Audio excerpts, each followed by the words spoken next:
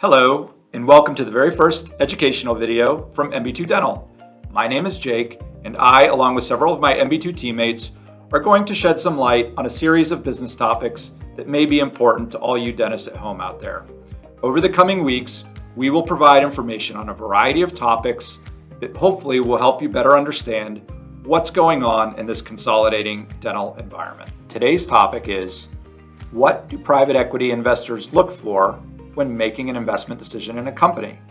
Unless you've been living under a rock for the last 2 years, you're well aware that outside investment has been flocking into the DSO space. But what do these investors look for? What are private equity investors looking at to qualify an investment in a DSO or a DPO? Quick 101 here. Private equity funds are groups of sophisticated investors that raise and manage large pools of capital from outside investors. These private equity funds then take that capital, seek to buy successful companies, and ultimately provide a greater rate of return than their investors would otherwise get in public equities or the stock market. But how do private equity investors make a decision on which company to buy? What do they look for?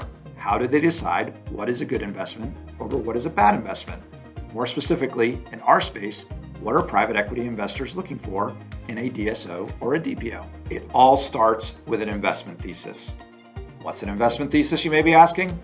Good question. An investment thesis is simply a foundational idea that a private equity fund will develop as a way to focus themselves on identifying the right opportunity and the right company to invest in.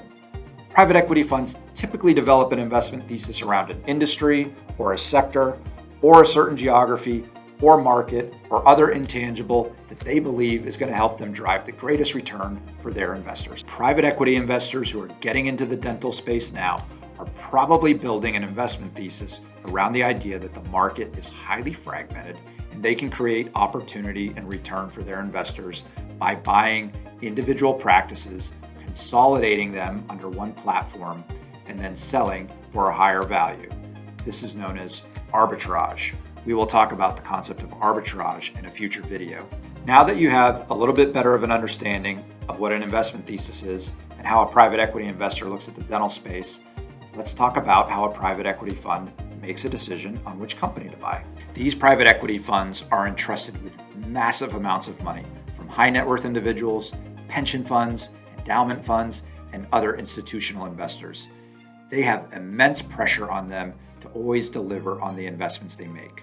So how do they determine whether to buy one company or the other? Here's a list of some general things that a private equity investor will probably look for before making a decision on investing in a company. 1. A strong and proven leadership team. 2. Consistent performance and proven track record. 3. The ability to grow organically and inorganically. 4. An established infrastructure that can support and scale as the company grows. 5. Developed business systems and processes. 6. Regional density or geographic density. And 7. Some sort of proprietary technology or intellectual property. I hope this video gave you some perspective on how large investors evaluate the companies that they invest in. Please join us next time when we will review the fundamentals of the leverage buyout.